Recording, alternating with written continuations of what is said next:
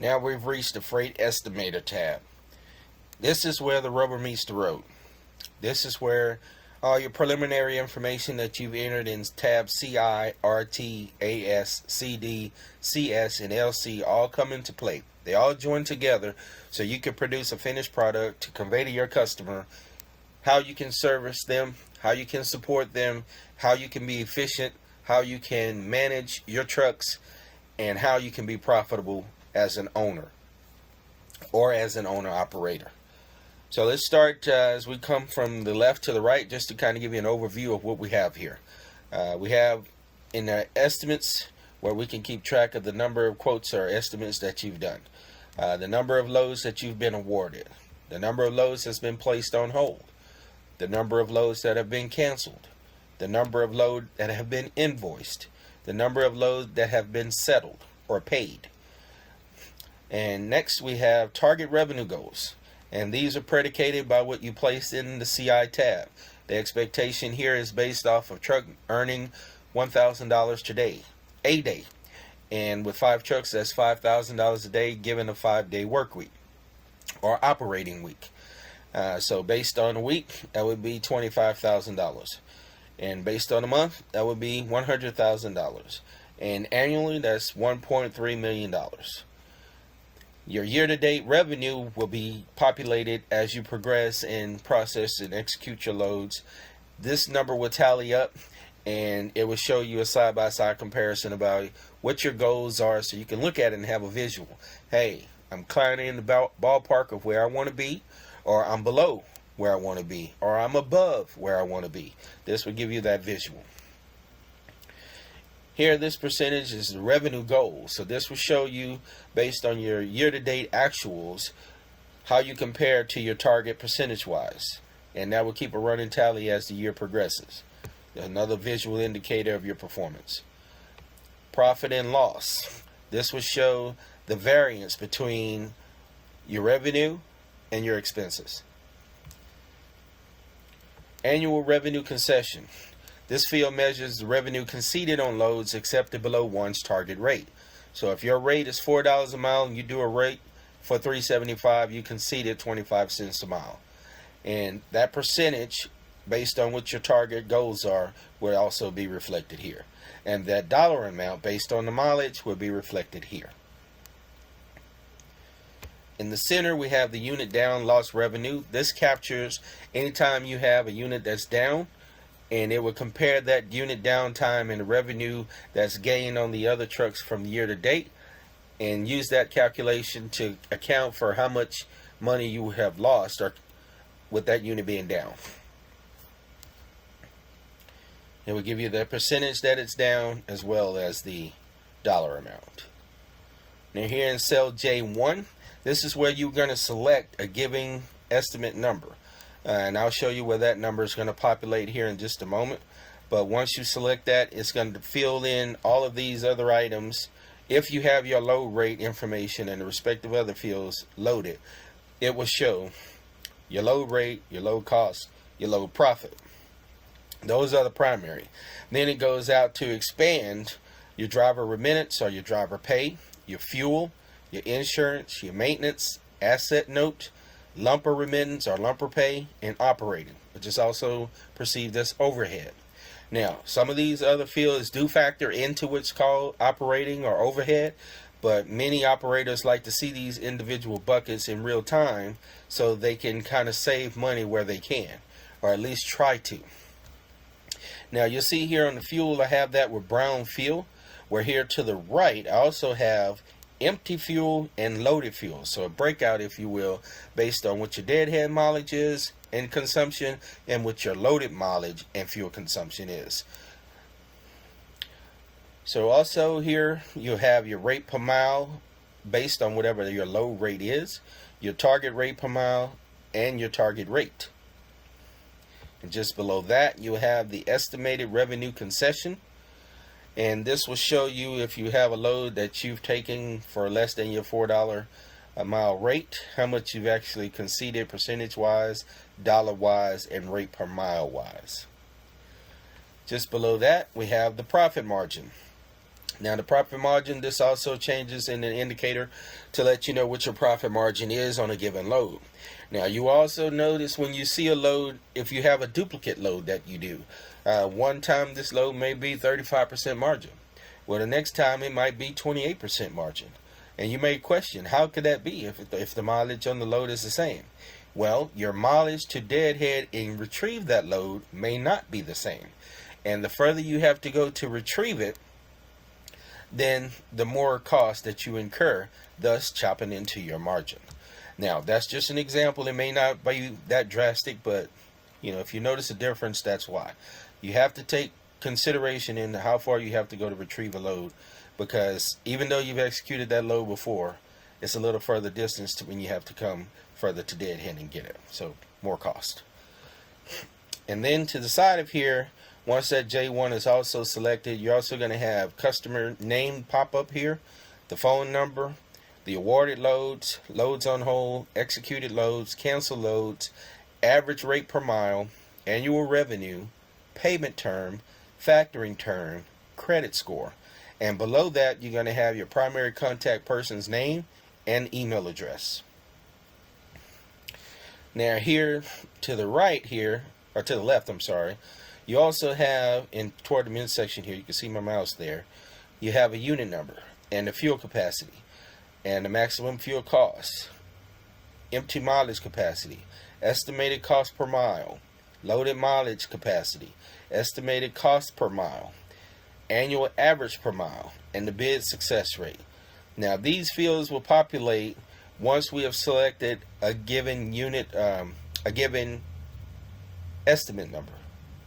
And whatever truck is assigned to that given estimate, then it will retrieve that information from your asset to determine what the fuel capacity is and the unit.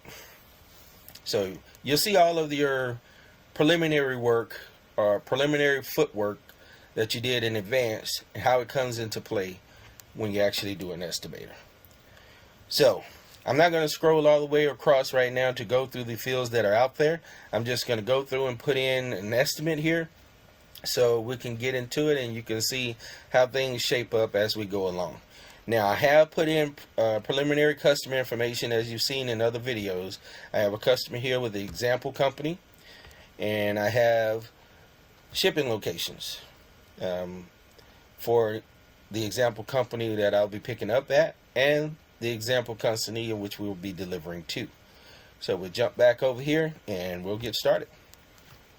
You have a drop down, and in that drop down you can select that example company, and when you select that example company, we now have an estimate number. Okay, so next we're going to put in our trailer, our equipment type. So we're going to select a flatbed 48 foot, and we're going to say we need one load, and we're going to pick that up in Dallas, Texas, and we're going to deliver that to San Antonio, Texas. And I want to touch on one thing as I'm entering this, with regard to the city and state being separate. I've seen them in some platforms to where they have those combined, and I considered doing it, but I just wanted to eliminate people having to go to sign up for like a license or a certificate from like Google to actually go in and retrieve and pull the mileage. And that's what this was going to be for when I was thinking of combining those, to actually pull the mileage and automate it. But I know a lot of people are not that advanced to go into Google and get that certificate. I'm not saying nobody's not intelligent. I'm saying I myself sometimes get frustrated with doing tedious things like that. And I didn't want that to be a hindrance within my workbook.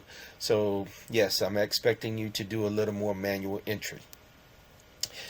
So we're going to call this a new load, and we're just going to say that it's steel,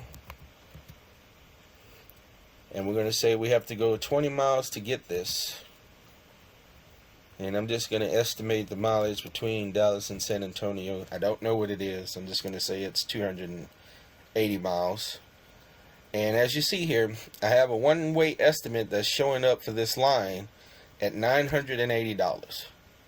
That's not including my deadhead, because my deadhead is showing $21 estimate. Okay? So, at a minimum, I should have an estimate for $980 to be profitable one way. But just for the sake of this exercise, I'm going to put it below par. I'm going to put it at $900. Okay? Now, we have our estimate number, but you say, hey, Tim, we don't have anything in this field. Well, I want to show you one other thing first. Here it also throws in a round trip estimate. So there's a calculator to show if you were to go back and forth for this customer and run the same load day in, day out. All right, that's what you would charge for a round trip. Now let's go up to J1, and we're going to select this estimate that we have here in D19. Okay, so that number should be populated up here now to where we can select it.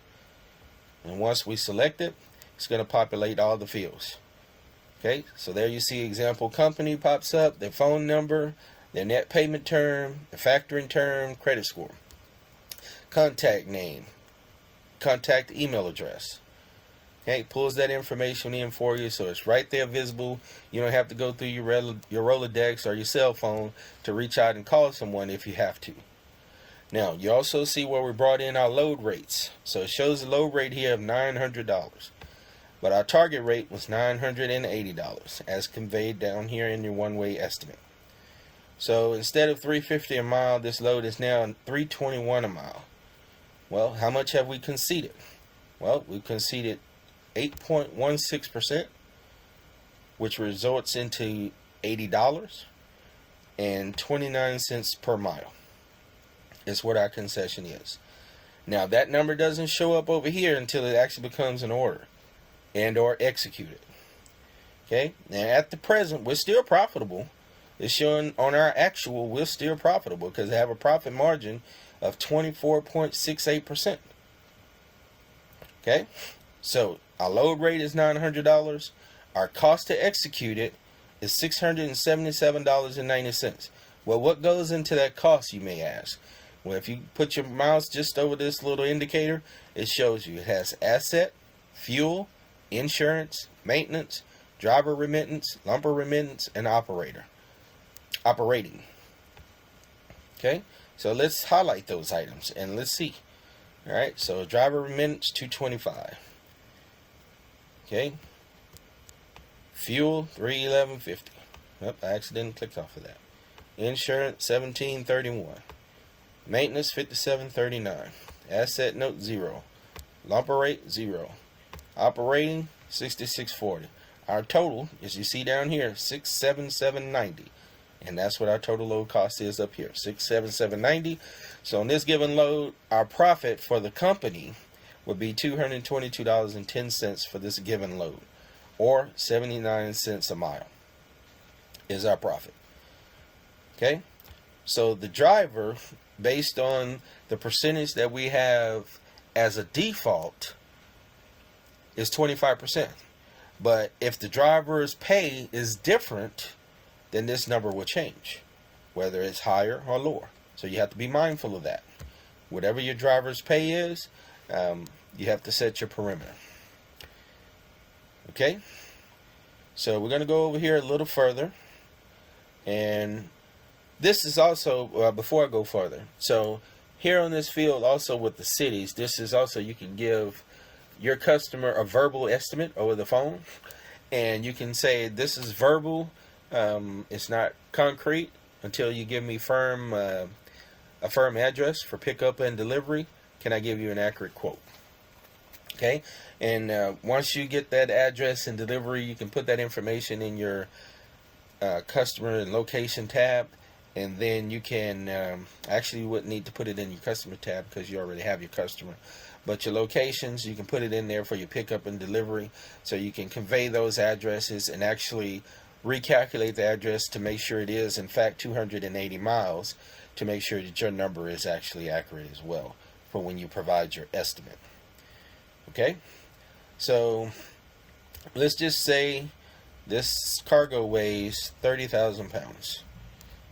Okay, Now, if you have your scale weight already populated in here, it will factor in your gross weight pounds. Whereas we see here, right now, it's not showing it.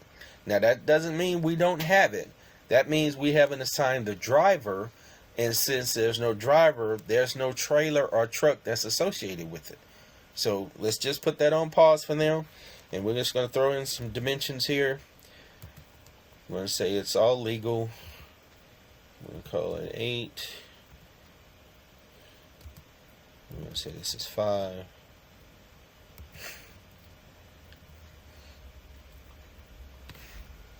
Now I just want to touch on one other thing here. So I have the length, width, and height in inches there, because sometimes when you go into the port, they want those dimensions in inches. So that's why I left it there. I really don't think you would ever use it, but I don't go to the port that often, so I don't know. And then in this section here, on the length permit, width permit, height permit, and weight permit, if any of one of these permits are required, it would be highlighted here, or not highlighted. There would be a number that appears with red font that shows you that's the permit that you need. And if it's still in the estimate phase, it will change the coloration of the row to show you that you actually need a permit. And I'll give you an example here. So change that to 10 feet wide. It exceeds the 8-foot threshold, and there you have it. It shows, hey, this here needs a permit, buddy. And you go in, which permit I need? I need a width permit. Okay? So we're going to put this back to a legal dimension. The warning goes away. Okay, now we want our shipper information, or our consignor. So we're going to select the company, example company. And then we're going to select our consignee.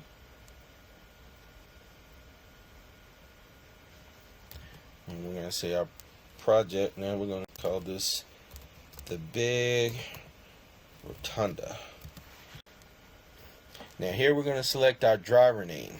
And when we go back, we're going to see that our weight information, our gross weight information, has now been populated.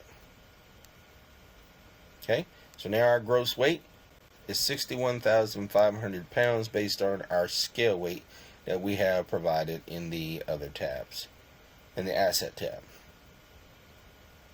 That's why all your preliminary information is critical. Now, I just thought about something else that I have here. So I have this this calendar that appears as an add-on app. I may take that off because when I attempted to put it on a different computer, it gave me an error message. And I don't want anyone to have any kind of issues with my software. I want everything to work smoothly. So I may remove that from this this application and just enable you guys to be able to enter it manually, because I don't want any issues. Let's see who that contact was for the receiver.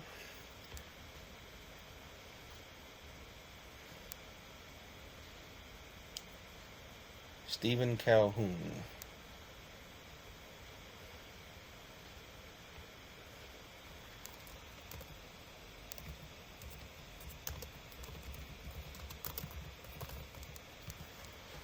And we're going to say that delivery appointment. Now notice when I change this, well actually I can't put in the appointment now. I was getting ahead of myself. Once I put in the purchase order date, I should have what? I should have a purchase order. Let's say PO test, what we're going to call this. And once I put in the PO test, it's going to change the color of that row to tell me I need to do something. So when it's yellow, it's telling me that it's been booked. It's now official order. What you see here in the awarded field, now we have that quantity of 1 that's there, along with our estimates. I didn't address that earlier. It was that estimate number would have been there before I put in the PO. And once we put in an appointment, now mind you, I'm doing this, I want to point this out right now because it may go overlooked later. I put this appointment, I put it scheduled ship date as back date. So today's date is January 23rd. But I put the date as January 18th just for sake of invoicing, to show you that exercise. But if this date was, let's say, the 24th, then this field, once I put in an appointment, it will show this field blue. It's going to skip the next status. So when I put in an appointment time here of 11 a.m., it's going to turn it peach or pink. Okay, so that's really what it's supposed to do.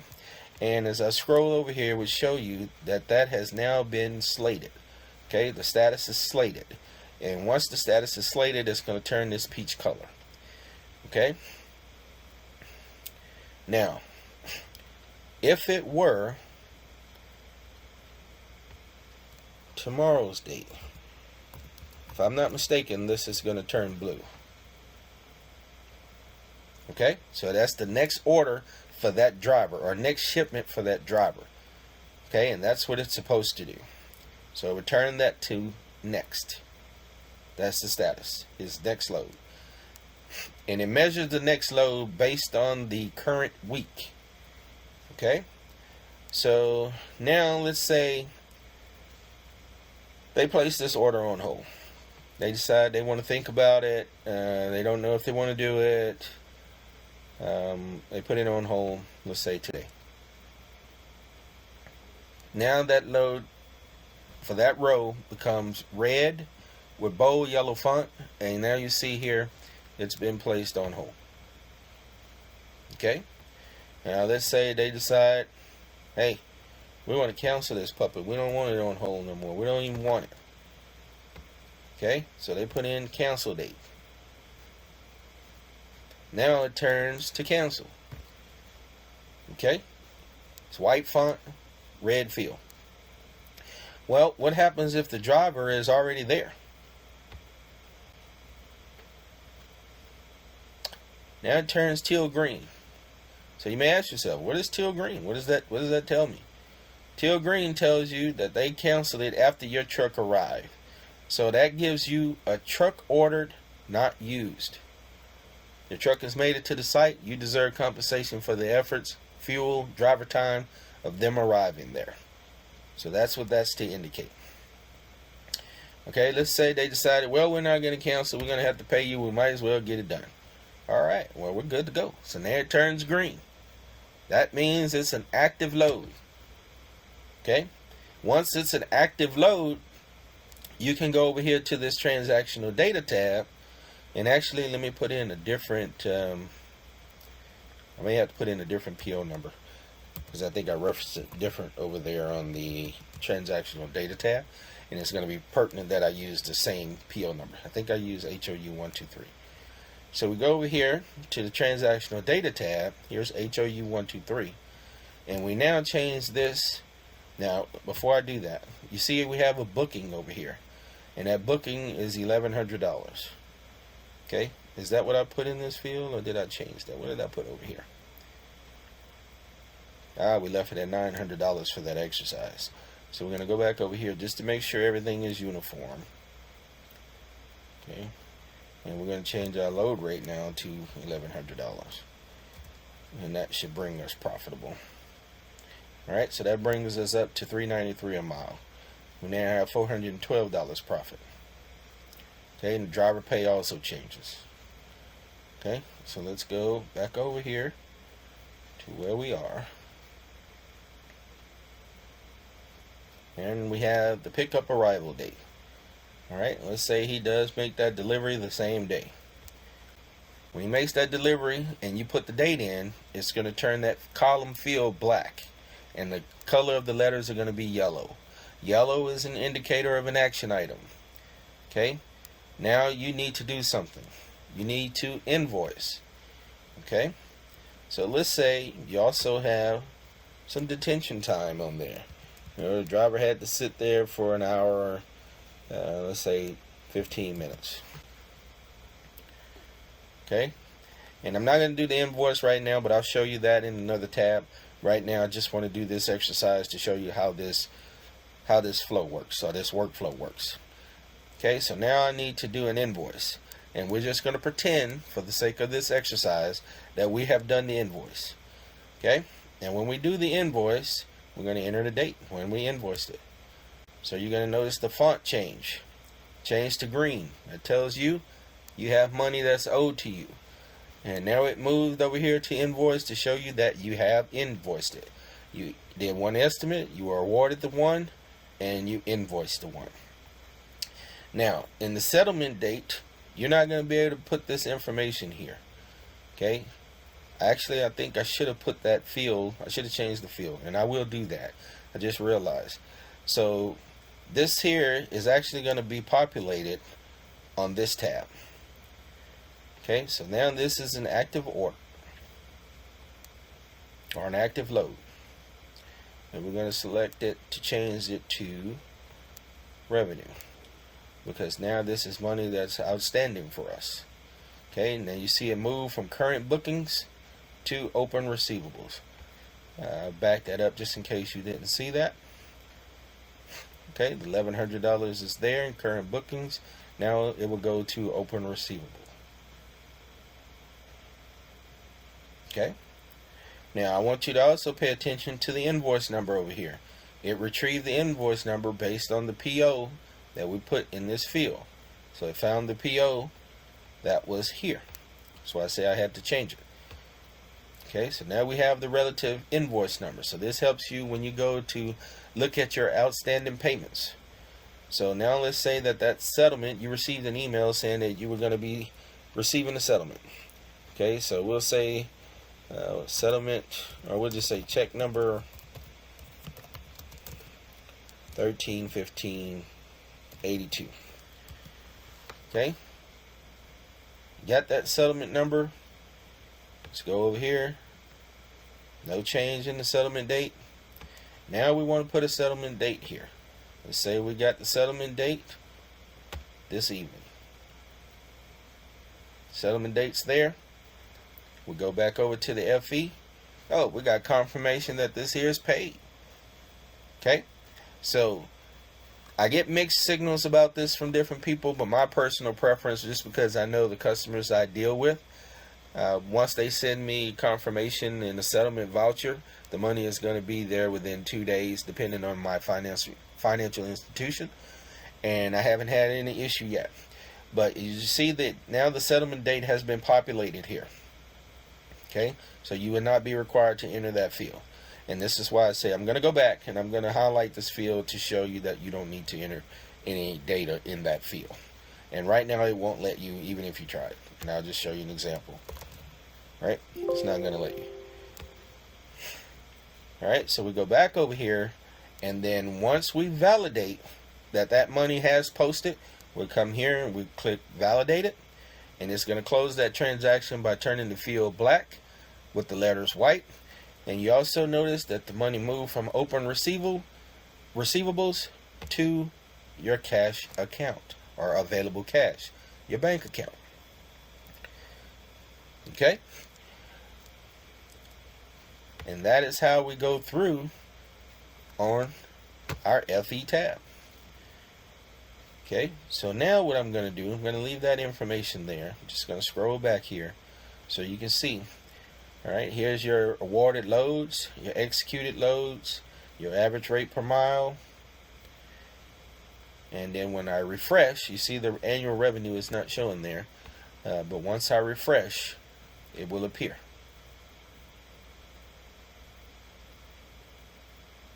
There it is. See, now just notice the issue, because the revenue actually shows up as a negative number or a credit. So I would change that just to make sure that number isn't confusing. And but for the sake of this video, we're going to leave that as it is. But I will come back and fix that. And you see over here your profit and losses. The number does show true. As $1,100 profit. And then if we were to go over here to the dashboard, which you had a video on before, if you go to the dashboard, you will now see that number reflected in your cash flow. Okay, quarterly revenue, it starts to show up there, your revenue for that particular customer. and your monthly profit and loss. So those numbers will start to fill as you populate your data, and then that shows the earning for that particular truck. Okay, so that's doing what it's supposed to do. Now I want to expand a little more on the FE tab, and while I go to do that, I have to open up another spreadsheet. I should have had it open already, but I didn't.